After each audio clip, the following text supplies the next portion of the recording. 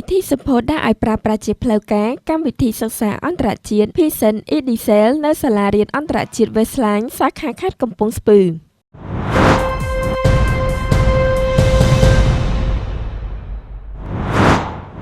ថ្ងៃទី 4 ខែឧសភា ឆ្នាំ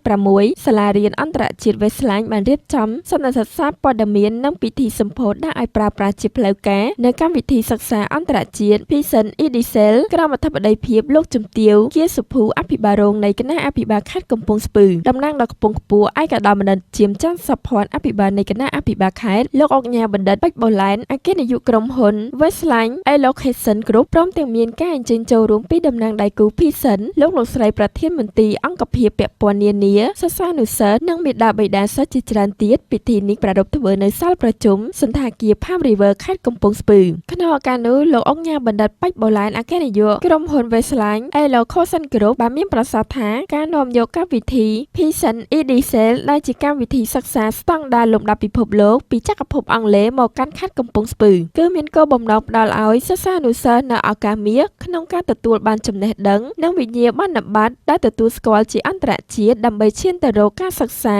នៅសាកលវិទ្យាល័យល្បីៗទូទាំងពិភពលោកឆ្លៀតក្នុងឱកាសនោះដែរលោកជំទាវ គាសុភូអភិបាលរងខេត្តបានសម្ដែងនូវការកោតសរសើរចំពោះសាលាអន្តរជាតិ Westline ដែលតែងតែនាំមកនូវអ្វីដែលថ្មីនិងល្អសម្រាប់វិស័យអប់រំក្នុងខេត្តលោកជំទាវបានសង្កត់ធ្ងន់ថារដ្ឋបាលខេត្តកំពង់ស្ពឺជានិច្ចកាលចាត់ទុកវិស័យអប់រំជាអាទិភាពចម្បងក្នុងការកសាងធនធានមនុស្សដើម្បីឆ្លើយតបទៅនឹងការរីកចម្រើននៃឧស្សាហកម្មក្នុងខេត្តទន្ទឹមនឹងការអបអរសាទរលោកជំទាវអភិបាលរងខេត្តក៏បានផ្ដល់ការអប់រំណែនាំនិងការរំលឹកយ៉ាងម៉ឺងម៉ាត់ដល់ក្មួយៗសិស្សានុសិស្សត្រូវខិតខំប្រឹងប្រែងរៀនសូត្រឲ្យអស់ពីសមត្ថភាពដើម្បីឲ្យទាន់សម័យកាល Digital ប៉ុន្តែអ្វីដែលកាន់តែសំខាន់នោះគឺក្មួយៗត្រូវដាច់ខាតជាឲ្យឆ្ងាយពីគ្រឿងញៀននិងឧបាយចំមុខផ្សេងៗគ្រឿងញៀនមិនត្រឹមតែបំផ្លាញអនាគតខ្លួនឯងប៉ុណ្ណោះទេតែវាក៏បំផ្លាញក្តីសង្ឃឹមរបស់ឪពុកម្ដាយនិងជាបន្ទុកដ៏ធ្ងន់ធ្ងរសម្រាប់សង្គមជាតិជាមួយគ្នានេះលោកជំទាវក៏បានអំពាវនាវដល់មាតាបិតានិងអាណាព្យាបាលសិស្សទាំងអស់ត្រូវបន្តកិច្ចសហការជិតស្និទ្ធជាមួយសាលា